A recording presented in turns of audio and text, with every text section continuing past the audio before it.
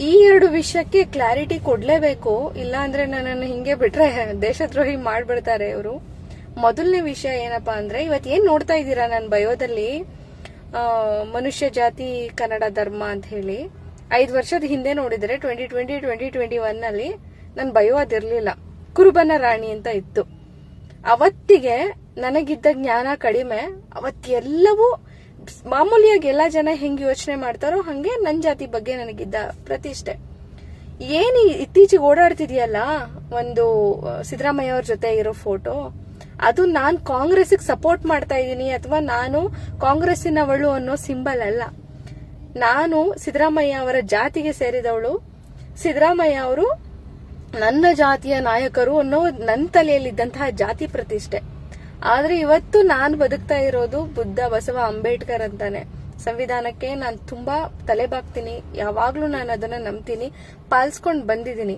ಇದನ್ನ ಇಟ್ಕೊಂಡು ನೀವು ಇನ್ನೂ ಅದೇ ಕಾಂಗ್ರೆಸ್ಸಿಗರು ಅಥವಾ ಇವಳು ಫಂಡ್ ಬರುತ್ತೆ ಅಂತ ಇಟ್ಕೊಂಡಿದ್ರೆ ಅದಕ್ಕೆ ನಾನೇನು ಮಾಡಕ್ಕಾಗಲ್ಲ. ಯಾಕಂದ್ರೆ ಅದು 2021ರಲ್ಲಿ ತಗೊಂಡಿರುವಂತಹ ಫೋಟೋ.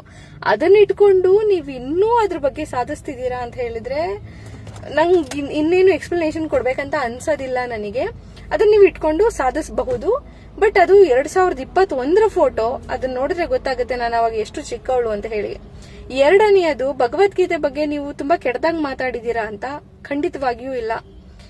ನಿಮಗೆ ಪಿ ಲಂಕೇಶ್ ರವರ ಅವ್ವ ಪದ್ಯ ನೆನಪಿದೆ ಅಂತ ಅನ್ಕೊಂತೀನಿ.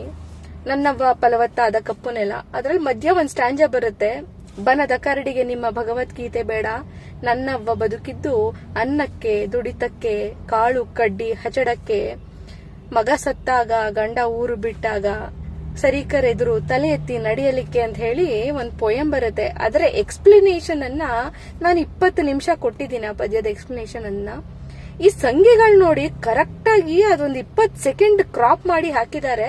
ಬಹುಶಃ ಇವರಿಗೆ ಇದು ಪ್ರಾಕ್ಟೀಸ್ ಆಗ್ಬಿಟ್ಟಿದೆ, ಎಲ್ಲಿ ತೆಗಿಬೇಕು ಎಲ್ಲಿ ಹಾಕಬೇಕು ಅನ್ನೋದನ್ನ. ಅದು ಅವರು ತುಂಬಾ ಅಚ್ಚುಕಟ್ಟಾಗಿ ಮಾಡ್ತಾರೆ.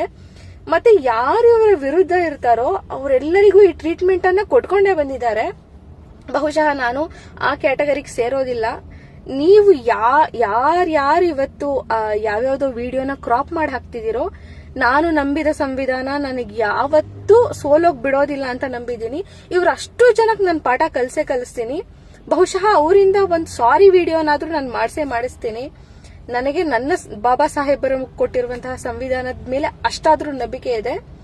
ಬಹುಶಃ ನೀವೇನಾದ್ರೂ ನನ್ನ ಬಾಯಿ ಮುಚ್ಚಿಸ್ಬಿಡ್ಬೋದು ಇದಾದ್ಮೇಲೆ ಅಂತ ನಿಮ್ಗೆ ಏನಾದ್ರೂ ತಲೆಯಲ್ಲಿ ಇದ್ರೆ ಅದು ಮೋಸ್ಟ್ಲಿ ಡಬಲ್ ಆಗ್ಬೋದು ಇನ್ಮೇಲೆ. ನೀವು ಹುಷಾರಾಗಿರಿ ಅಂತ ಹೇಳೋಕೆ ಇಷ್ಟಪಡ್ತೀನಿ. Thank you.